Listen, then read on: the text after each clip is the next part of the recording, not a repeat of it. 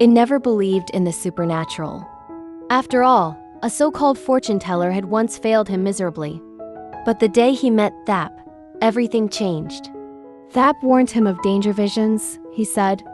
And even though In tried to laugh it off, when those warnings became reality, he couldn't ignore the chill down his spine. Now, the two of them are heading to Mae Hong Son together, a place In visits each year to honor his late parents. But this time, it's not just about remembrance. There's a murder investigation underway. And Thap, for better or worse, is part of it. Dao had promised the case would be solved within a month. In wasn't so sure. At 3 a.m, the quiet tension between them was already building. In, injured and trying to stay independent, reluctantly allowed Thap to carry his suitcase. They both wore white shirts and jeans, and the unspoken irritation between them was almost comical. Their journey begins in silence, with Thap at the wheel and In usually uncomfortable in the passenger seat.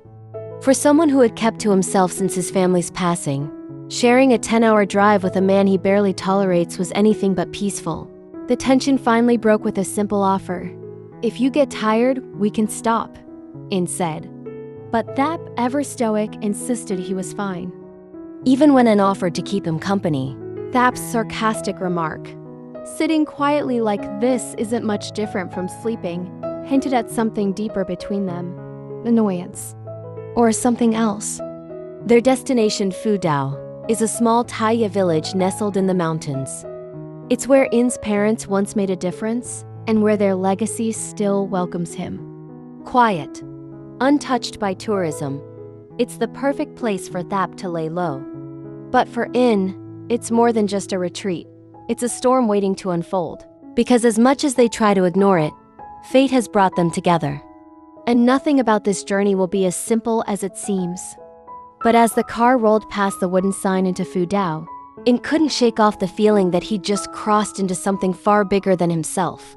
The mountains may offer peace, but they also hide secrets, and he could sense one was waiting for them, just out of sight.